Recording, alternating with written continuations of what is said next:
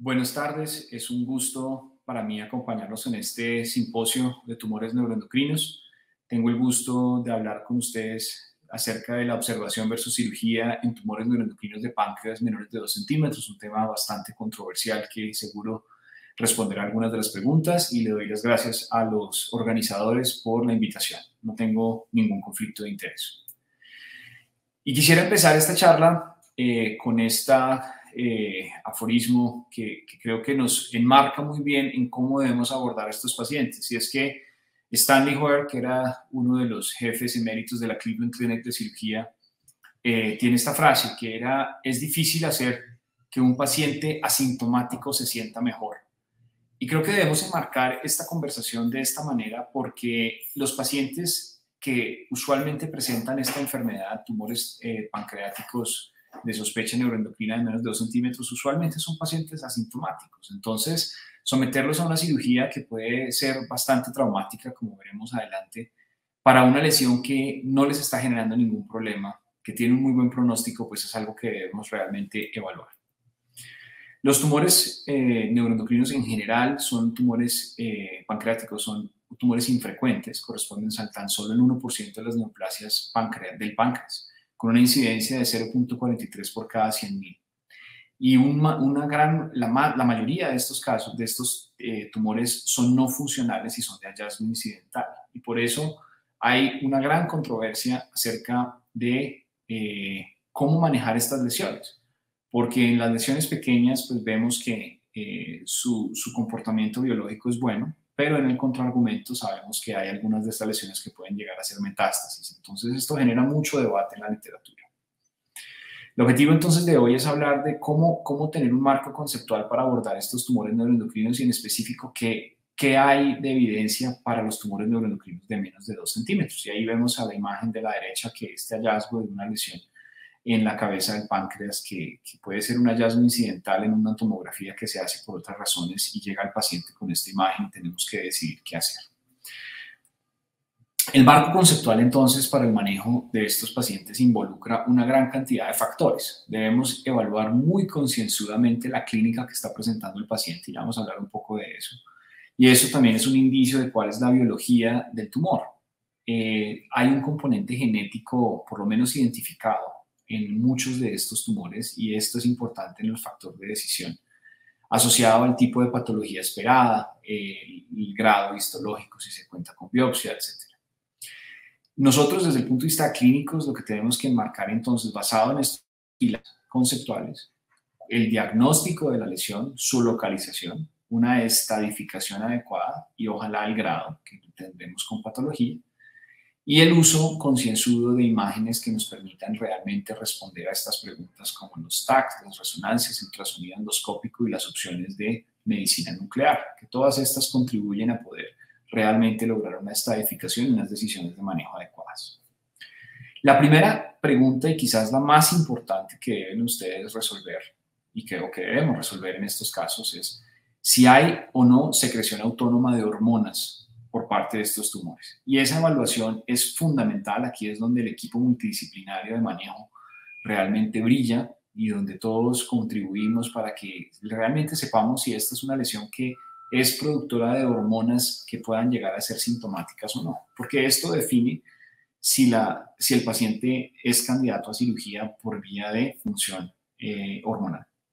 Lo otro que debemos evaluar es si hay una sintomatología secundaria a las relaciones anatómicas. Entonces, si hay dolor abdominal, si hay ictericia por compresión del conducto del colédoco, si hay pérdida de peso asociada, si hay trombosis de la aorta por compromiso de la aorta, como vemos en la imagen de la derecha, o si hay episodios recurrentes de pancreatitis por compresión del conducto pancreático. Pues todas estas son cosas que, a pesar de que la lesión la llamemos no funcional, pues eso no quiere decir que no sea sintomática. Puede llegar a tener sintomatología por esas relaciones anatómicas y esto también es un factor importante a considerar en el momento de tomar decisiones de manejo. Acordémonos que estas lesiones pueden tener una sintomatología que en algunos casos puede llegar a ser muy clásica, dependiendo del tipo de secreción. Entonces sabemos que las lesiones secretoras de insulina pues van a presentar por ejemplo, la triada de Whipple, que son la presencia de síntomas asociados a la hipoglicemia debido a esta secreción anormal, o los casos de Zollinger-Ellison, donde tenemos una producción anormal de gastrina con la consecuente hipersecreción de ácido gástrico, o en los casos de péptido vasoactivo intestinal, pues todo el tema de diarrea y desarreglos hidroelectrolíticos, etc. Entonces, estas son cosas que debemos evaluar cuando estamos viendo un paciente quien consulta por la presencia de una masa pancreática y sospechamos un tumor neuroendocrino para ayudarnos a tomar esa decisión de si esta lesión es funcional o no. Y les mencionaba el tema de las lesiones genéticas, no quiero ahondar mucho en este tema, que es más de otras charlas, pero básicamente la presencia de los síndromes MEN, específicamente el MEN1, tiene una alta incidencia de este tipo de tumores.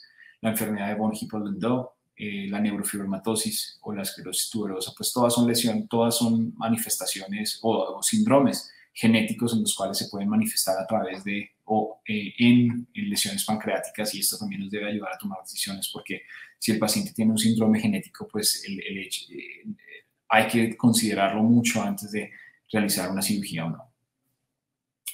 Hablando específicamente entonces de los tumores neuroendocrinos pancreáticos no funcionales, este cuadro nos ayuda a resumir un poquito el marco conceptual tomado de INETS, y básicamente lo que estamos hablando es que hay que evaluar la presentación clínica, se puede medir el polipéptido pancreático y la cromogranina, hacer todos los estudios de imágenes, y se pueden hacer imágenes con receptores de somatostatina, el otro scan, evaluando pues claramente la presencia o no de receptores de somatostatina.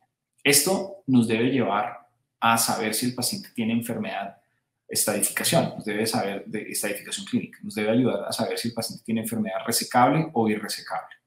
Si la enfermedad es irresecable con metástasis a distancia, pues es otro cuento y es tema de otra charla. Aquí estamos buscando son los pacientes que tienen lesiones de menos de 2 centímetros y vemos que se abre esa opción de hacer un seguimiento versus cirugía. Y ahí empiezan a tener factores de decisión, tales como el grado, la presencia de síntomas o no, si está en la cabeza, cuya cirugía implicaría una cirugía muy radical, como una pancreatoduodenectomía o Whipple. Y cirugía, pues en los tumores que pueda tener una biopsia en los cuales tenga un grado 2, sea sintomática por formas anatómicas, o pacientes, que es muy válido, que no deseen hacer seguimiento a largo plazo. Entonces, en estos pacientes que les genera ansiedad y temor hacerse un seguimiento sin saber si la enfermedad va a progresar o no, pues claramente hay que ofrecer cirugía. Y pues ya los tumores de más de 2 centímetros se plantea la posibilidad de cirugía, también es tema de otro lado, pero el mensaje quizás es que se debe tratar de hacer resecciones limitadas y no hacer unas cirugías marcadamente lesivas al paciente si es posible. Entonces, hablando específicamente de los no funcionales, el 60 al 90% de los pacientes se presentan así y no tienen una asociación clara a síndromes clínicos. Eso no quiere decir que sean completamente inertes. Muchos de ellos pueden producir péptidos en concentraciones bajas o que no generan síntomas. Se ha descrito que tumores neuroendocrinos clasificados como no funcionales pueden producir diferentes hormonas como cromogranina, nebulosa neuronal específica, polipéptido pancreático, mutilina e incluso subunidades de la gonadotropina coriónica, entre otros. En estos tumores, la cromogranina puede tener una sensibilidad entre el 60% y una especificidad del 80%. Entonces, sí tiene alguna utilidad, sobre todo de seguimiento, y especialmente si está elevada, con todas las limitaciones que sabemos que tiene la cromogranina desde el punto de vista de que sea un examen bien tomado. Con respecto a las imágenes, entonces la recomendación es que sean imágenes multimodales, que tengamos la tomografía axial computarizada, entonces en fase sencilla, arterial temprana y tardía, venosa. La resonancia magnética, que sabemos que nos permite también evaluar la presencia de manera más sensible en el parénquima hepático de metástasis que no estén siendo captadas por tomografía. El octreoscan, como lo hablábamos previamente, nos ayuda también a identificar, y más recientemente pues los PET gadolíneo, que tienen una sensibilidad y especificidad muy alta para este tipo de lesiones. No olvidar que la tomografía por emisión de positrones basada en FDG pues nos ayuda a entender un poco mejor el comportamiento de estas lesiones, y en algunos casos pues cuando se asocian a alta captación en las FDG pues estamos hablando probablemente de enfermedad más agresiva o carcinomas, y en este escenario pues la discusión se vuelve otra. La imagen de la derecha nos ayuda a entender un poco cuáles son los beneficios de las diferentes modalidades diagnósticas. Tomografía en general son localización, estadificación. Los PET, localización, estadificación y, como les mencionaba, el tema de comportamiento biológico. El PET con gadolinio, pues el tema de localización y estadificación. El ultrascan, localización y estadificación. Y el ultrasonido endoscópico nos permite localizar, estadificar y en algunos casos nos permite dar grado gracias a la posibilidad de hacer biopsias con aguja fina. La resonancia, como les mencionaba, de metástasis hepáticas. Entonces volvemos acá y empezamos a ver que esta nueva información que hemos adquirido nos ayuda a centrarnos más en si vamos a hacer un seguimiento o no, ya con esta información de localización y grado que tenemos. Pero, ¿cuáles son esas consideraciones específicas entonces para el manejo de estas lesiones? Entonces, muchas de estas lesiones no se van a volver sintomáticas y sabemos que hay un sobrediagnóstico con el refinamiento imagenológico. Hoy en día se hacen TACs con una muy alta frecuencia y esto nos lleva a identificar este tipo de lesiones. Y es que la historia natural de estas lesiones es donde hay dificultad. Sabemos que para seno y próstata hay algunos estudios que muestran que hay una alta incidencia de lesiones en tanto seno como próstata que eventualmente puede que no progresen, que no hay una claridad en su historia natural, lo cual no existe a nivel de las tumores, o hay muy pocos estudios evaluando esto en los tumores neuroendocrinos pancreáticos no funcionales. Entonces no tenemos esa posibilidad de saber cuál es la historia natural. Si nosotros evaluamos los pacientes con enfermedades avanzadas, hablando de pacientes con enfermedades avanzadas, sabemos que los pacientes tienen una sobrevida a 5 años del 61% y una sobrevida global del 95%. Y en estos casos de enfermedad avanzada, lesiones T3 o T4, hay una alta incidencia de recurrencia asociada a compromisos linfáticos, géneros masculinos y resecciones multiorgánicas. ¿Será entonces que podemos hacer una traslación de esta información? Probablemente no. Entonces, el paciente que tiene enfermedad avanzada, lesiones grandes, mayores de 2 centímetros, la discusión está muy hacia llevar al paciente a cirugía. Hubo un estudio que fue muy importante en proponer cirugía para estas lesiones y fue un estudio retrospectivo que evaluó el potencial maligno de estas lesiones. Entonces, la premisa era que el potencial era desconocido, que había un aumento en la incidencia, y se evaluó de manera retrospectiva la base de datos de cáncer de Estados Unidos entre el 2008 y 2011, evaluando el tipo de cirugía, compromiso ganglional y los márgenes. Y si uno mira la tabla que presentamos ahí a la derecha, pues la proporción de metástasis a tanto ganglio linfático como a distancia pues es alta. Vemos que aún en todo el espectro de los tumores de menos de 2 centímetros hay una incidencia no despreciable de metástasis a nódulos linfáticos y metástasis a distancia. Y si uno mira las curvas de sobrevida de Kaplan-Meier para este tipo de pacientes, los pacientes que no fueron llevados a cirugía, que se observan en la línea de abajo en azul, pues tenían una peor sobrevida. Pero cuando uno mira el detalle de este tipo de este paper, pues uno encuentra que hay una selección de pacientes hacia los pacientes quirúrgicos, es decir, los pacientes con menores comorbilidades, con enfermedades más localizadas, que tenían enfermedad que estaba con una estadificación baja, fueron los pacientes que fueron llevados a cirugía. Y en este análisis pues, retrospectivo hay un alto porcentaje, fue criticado este estudio porque tenía un alto porcentaje de datos faltantes y se hicieron muchas suposiciones para construir las curvas. Asimismo, había un sesgo del uso de terapia adyuvante en los pacientes que fueron llevados a cirugía. Entonces, aunque en la gráfica se ve una diferencia, es lo que uno debe preguntarse si se estaban haciendo los desenlaces que eran adecuados o evaluando los desenlaces que debían evaluarse. Un estudio más reciente, publicado en 2019, trata de mirar esta falencia. Y en este estudio se analiza específicamente la base de datos SER, que tiene un gran componente de tumores neuroendocrinos, y se evalúan los pacientes que son de nuestro interés, que son los pacientes de tumores neuroendocrinos no funcionales, pacientes con tumores T1 bien diferenciados, y se excluyeron de manera tácita los pacientes con tumores mal diferenciados, funcionales, tumores múltiples o aquellos que no tuvieran información.